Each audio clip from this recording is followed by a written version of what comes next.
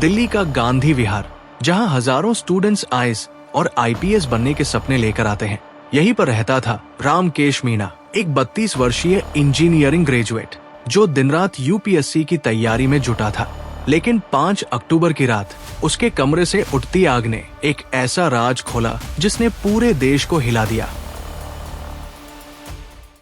रामकेश मीणा एक शांत स्वभाव का लड़का, राजस्थान के मीणा समुदाय से अपने परिवार की उम्मीदों का केंद्र था। वो दिल्ली में किराए के फ्लैट में रहता था। एक छोटा सा कमरा, 4 किताबें और एक बड़ा सपना, आईएएस अधिकारी बनना। फिर उसकी जिंदगी में आई अमृता चौहान, सिर्फ 21 साल की, फॉरेंसिक साइंस की स्टूडेंट। दोनों की मुलाकात एक कॉमन कोचिंग फ्रेंड के जरिए हुई। धीरे धीरे बातचीत, फिर दोस्ती और फिर रिश्ता। कहते हैं ना, प्यार में कोई खतरा नहीं दिखता।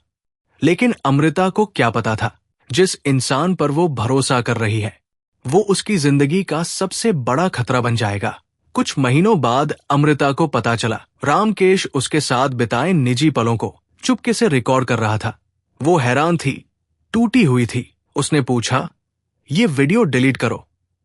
लेकिन रामकेश मुस्कुरा देता और कहता, डरती क्यों हो, मैं तुम्हारा हूं। लेकिन असलियत कुछ और थी। जब पुलिस ने बाद में हार्ड डिस्क रिकवर की, उसमें सिर्फ अमृता ही नहीं बल्कि 15 और महिलाओं के निजी वीडियो थे। कुछ उसकी एक्स फ्रेंड्स, कुछ कोचिंग की स्टूडेंट्स। अमृता का भरोसा पूरी तरह टूट गया था। उसे डर था कि कहीं ये वीडियो वायरल न हो जाए। उसका करियर, उसकी इज्जत, सब कुछ खत्म हो सकता था। अब अमृता ने फैसला किया, अगर रामकेश वीडियो नहीं डिलीट करेगा तो वो खुद उसे डिलीट कर देगी जिंदगी से। उसने अपने पुराने बॉयफ्रेंड सुमित कश्यप से संपर्क किया, जो अब एक एलपीजी गैस डिस्ट्रीब्यूटर था। साथ में जोड़ा गया उनका कॉमन फ्रेंड संदीप कुमार। तीनों ने मिलकर एक प्लान बनाया। अमृता कहेगी कि वो बातचीत सुलझाने आई है और बाकी दोनों मौके पर पहुंचकर उसे कंट्रोल करेंगे। 5 अक्टूबर की रात करीब 10 बजे तीनों गांधी विहार के उस फ्लैट में पहुंचे। पहले बातचीत हुई, फिर झगड़ा बढ़ा। अमृता चिल्लाई, वीडियो डिलीट करो।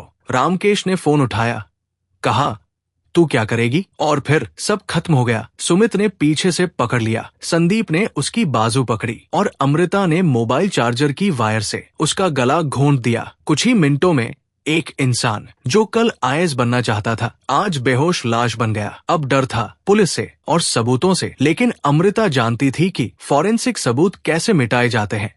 उसने सुमित को कहा, ये एक्सीडेंट जैसा दिखना चाहिए। सुमित ने अपने एलपीजी ज्ञान का इस्तेमाल किया। तेल, घी, शराब सब रामकेश के शरीर पर डाला गया। गैस सिलेंडर खोला गया और लाइटर से आग लगा दी गई। तीनों बाहर निकले, दरवाजा बाहर से बंद कर दिया। करीब 1 घंटे बाद सिलेंडर फटा, फ्लैट में आग लगी और रामकेश मीणा राख में तब्दील हो गया। पहली नजर में यह हादसा लग रहा था, लेकिन सच्चाई कुछ और थी। पुलिस ने जब जांच शुरू की तो कुछ बातें मेल नहीं खा रही थी। फ्लैट का दरवाजा बाहर से लॉक था, गैस रेगुलेटर पूरी तरह खुला था, लेकिन बर्निंग पैटर्न लो फ्लेम दिखा रहा था, यानी आग कंट्रोल तरीके से लगाई गई थी। रामकेश का कजिन आया और उसने कहा, वो आत्महत्या नहीं कर सकता। तभी पुलिस ने सीसीटीवी देखा, 3 लोग फ्लैट में जाते हुए और कुछ देर बाद सिर्फ अमृता को निकलते हुए। वो फुटेज ही केस का टर्निंग पॉइंट बना। कॉल रिकॉर्ड्स और मोबाइल लोकेशन से तीनों की मूवमेंट ट्रैक की गई। पुलिस ने लोकेशन ट्रेस की, मुरादाबाद, उत्तर प्रदेश।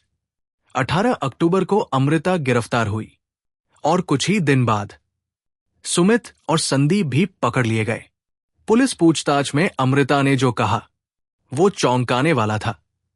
वो बोली, मैंने बहुत क्राइम वेब सीरीज देखी है, उनसे सीखा था कि सबूत कैसे मिटाए जाते हैं। वो खुद फॉरेंसिक साइंस की छात्रा थी। उसे पता था कि सतह पर क्या निशान नहीं छोड़ना है, लेकिन वो भूल गई कि असली जिंदगी नेटफ्लिक्स के किसी एपिसोड से कहीं कठिन होती है। कहते हैं, जिन्हें कानून समझने की पढ़ाई करनी थी, उन्होंने कानून तोड़ने का रास्ता चुन लिया। अमृता ने माना कि उसे डर था, उसके भविष्य, उसकी इज्जत और परिवार के नाम का। लेकिन कानून किसी डर को हत्या का बहाना नहीं मानता। रामकेश मीणा अब नहीं है एक होनहार स्टूडेंट जो देश की सेवा करना चाहता था।